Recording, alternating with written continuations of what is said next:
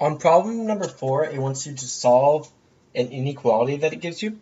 So in my case, I have x minus 9 squared divided by x squared minus 4 is greater than or equal to 0. So I need to find when this function is greater than or equal to 0. So I mean, sometimes they'll give you a graph and you can look at it and see like, hey, this function is greater than 0 between x and like 2 variables. But in this case, I have to solve it algebraically. So how you do that is you need to find where your top equals 0, where your bottom equals 0, and plot those on a sign chart or line chart. So let's first do the top. X minus 9. Well, that's squared. That's actually x minus 9 times x minus 9. So I just need to find where one of those equals 0, and that's at x equals 9. Okay, now let's do the bottom. X squared minus 4. Since this is a negative 4, we can factor that into x minus 2 times x plus 2. Okay, so now set each one of those equal to 0.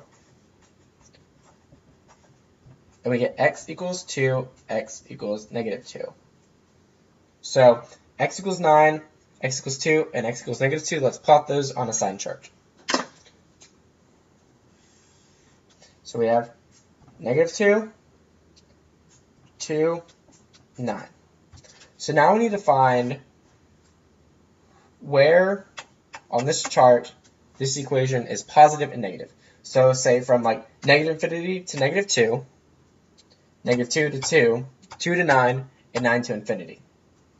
Okay, so let's plug a value that's between negative infinity and negative 2 into our equation and see what we get out. So let's do negative 3.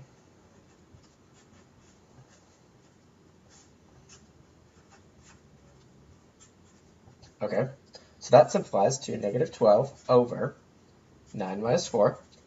And if we go ahead, oh, that's squared. That's 144 over 5. Since that's positive, it's going to be positive right here. Okay, sorry, let me move up.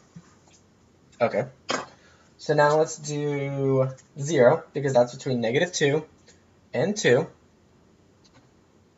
Okay, 0 minus 9 squared divided by 0 squared minus 4 equals, well, that's going to be negative 9 squared divided by negative 4.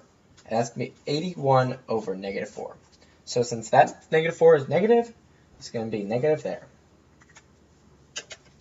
I'm going to get another piece of paper just so everyone can do this.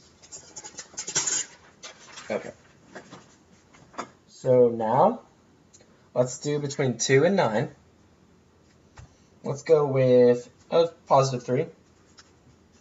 3 minus 9 squared divided by 3 squared minus 4 equals negative 6 squared over 9 minus 4.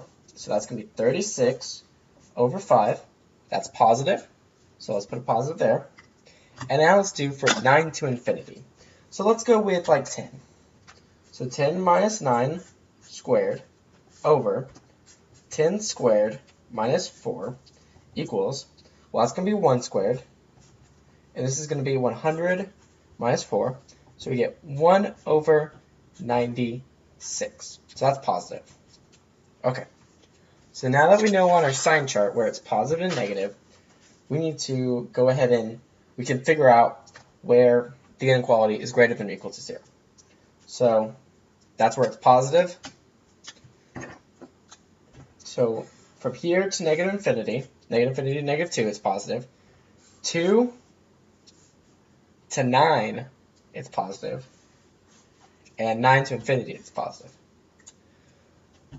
So why do we have this double positive? Why isn't it just like connected?